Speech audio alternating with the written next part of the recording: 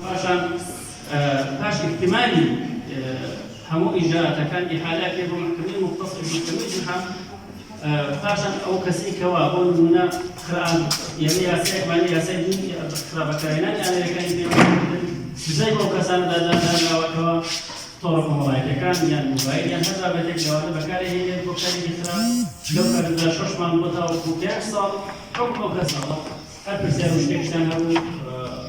لە ڕووی یاساوی ئەوەی دەتوانێت نامەکرد بە گوێرەی کارەکەم ئاهاتم جوابتان بدەمەوە زۆر خۆشحاڵم.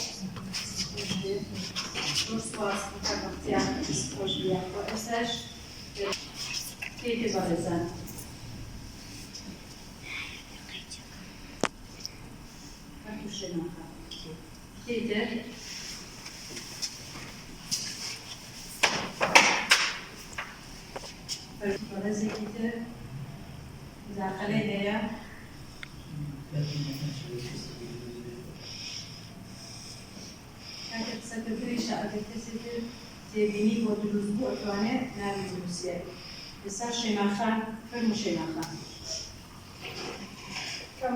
أخذنا منكم ميثاقا غليظا بيماناميك أستوتانا يكتب الدكتور أو قريبستي من يوان جنوبي روشان دنوي بيت بويا پیغمبری صلى الله عليه وسلم أفرمين أبغض الحلال عند الله الطلاق يعني لها مش اشتيازات ما يقولون رختي ليه أبغض منال هاتي وكوي لا يدايك بنازي باوك لدس أداء هاتي وكوي لا يباوك درجنة طلاق درابي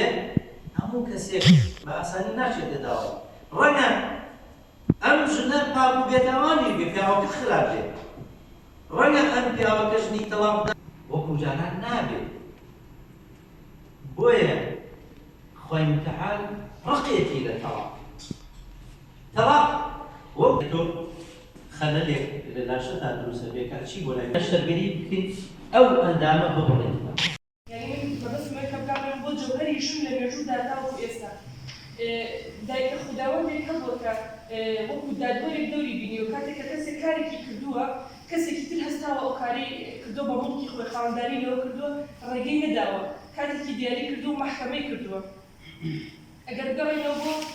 چند هزار سال بدل زين قري نوبو موجود ابينين كجن خوي بو يعني عمل روي ما بس نروي يا ساكي وجه بوش يا سبو قري نوصل ابوريو چونيتي بخلو كردني مال ودال هر جن بو